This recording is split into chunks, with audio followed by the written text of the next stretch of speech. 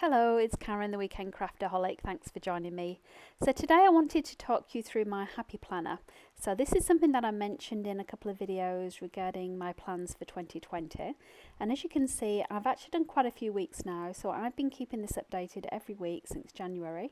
And this is replacing my project life. So a very big move for me.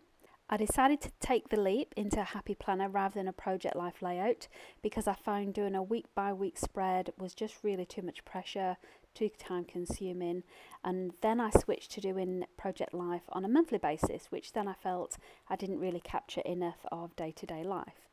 So today's video, I'm just going to talk you through my process for using this. I hope I'm going to give you some ideas yourself.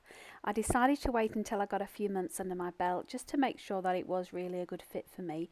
And I have to say, I am enjoying it a lot more than I was with Project Life. I know a lot of people get behind, get overwhelmed. So this could be something for you to consider as well.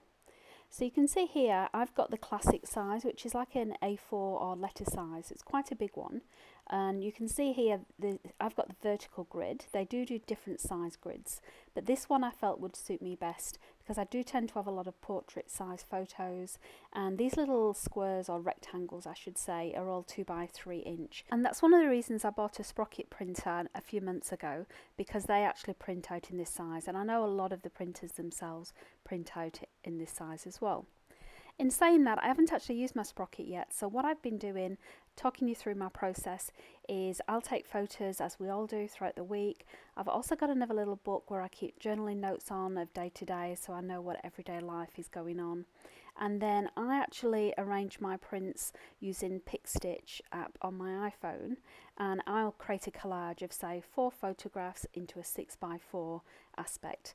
Then it's only costing me 5 cents, 10 cents to actually print 4 photographs out towards the end of the week, rather than it works out roughly I think $1 each for the sprocket photos. So a lot more economical definitely to do it this way. And I'm not actually using this during the week anyway. I do this on a Sunday, so I take all my pictures, goes Monday through to Sunday as you can see, and then what I do is whatever pictures I've got during that week, I'll collect them all on a Friday night. Saturday when I'm at the shops, I will go out and I'll print off say 3 or 4 photographs and spread it over. I also type out my journaling for each day, so you can see here I've already printed this out as well, cut it down to size, and I just loosely place them on the page until I actually decide what layout I want to do. So sometimes it is dictated to by the photos, because sometimes I do actually have a photo that spreads across 2 of those layouts, so then my photo is 3 by 2. So I guess the main challenge for me using this format is the planning. So I need to make sure I've got my photos collaged at the end of the week. I've obviously got to nip out to the shop to get them done or print them off on my sprocket at home. And then it's a matter of just using Word as well, just to type up my journaling notes. Once I've done that aspect of it though here, and I will say I have sped this video up 2 times, and the video is about 8 minutes long. So yeah, I would say I probably spend 20-30 minutes a day actually putting the layout together. So not a lot of time at all.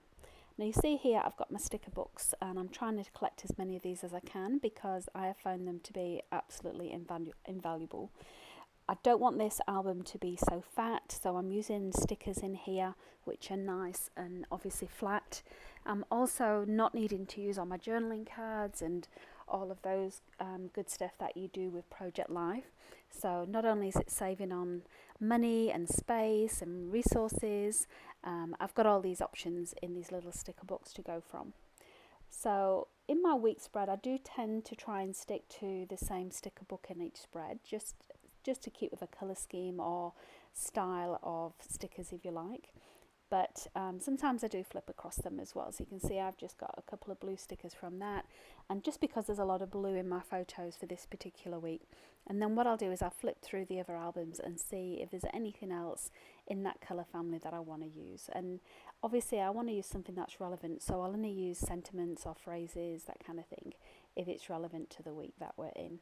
Now initially I was actually keeping up to date week by week, but then I was finding that sometimes I just wasn't going to shops or going to the printer, so I'm actually always probably 2 weeks behind, and that's in terms of putting the layout together in the book itself.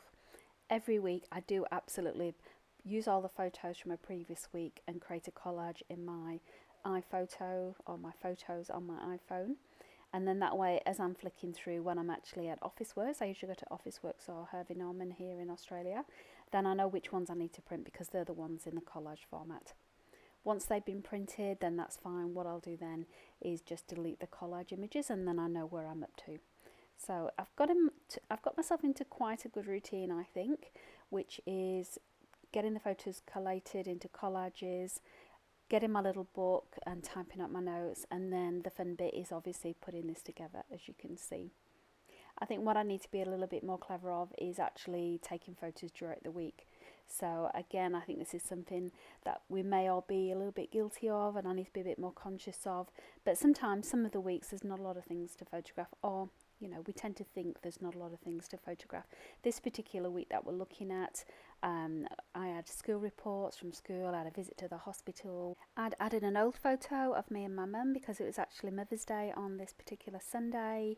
But I'd also took some more mundane photos as well. So woke up to find our pool was going green, so that was a bit of a blah moment. Just took some random photos in action of my son getting out the car on his way to school, and I'd also found some quotes online as well. It's one of the things I've always tried to do with my project life. It's not always about documenting the celebrations or the occasions and the happy times. It really is about our everyday life and what's going on at that time. So yes, absolutely, if we go out for dinner or if there's something good to celebrate, like a great school report, then that should obviously be included.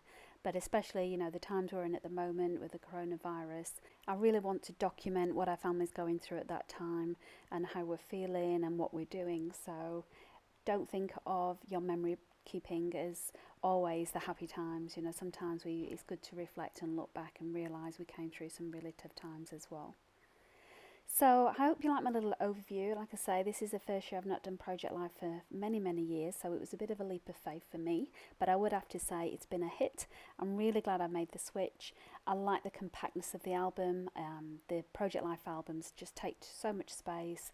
The plastic pockets, I think the entire experience of doing that is quite expensive, and this way I just need a few sticker books and the album, and I feel like I'm done.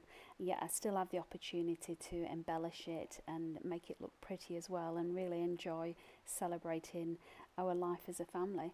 So if you're using something similar, I'd love to hear from you. If you've got any tips and tricks to share as well along the way. This is my first time for Happy Planner. I'll definitely be invested in more of those in the future. So thank you for watching. I hope you have a great crafting weekend. Stay safe. Hey, thanks for watching. If you've got any comments about this video, please leave them below. I'd love to see them. And if you enjoyed this video, please give it a like. That way YouTube knows to recommend similar ones for you. And finally, if you'd like to see more from me, and I hope so, please subscribe by clicking the link below. I post new content every weekend.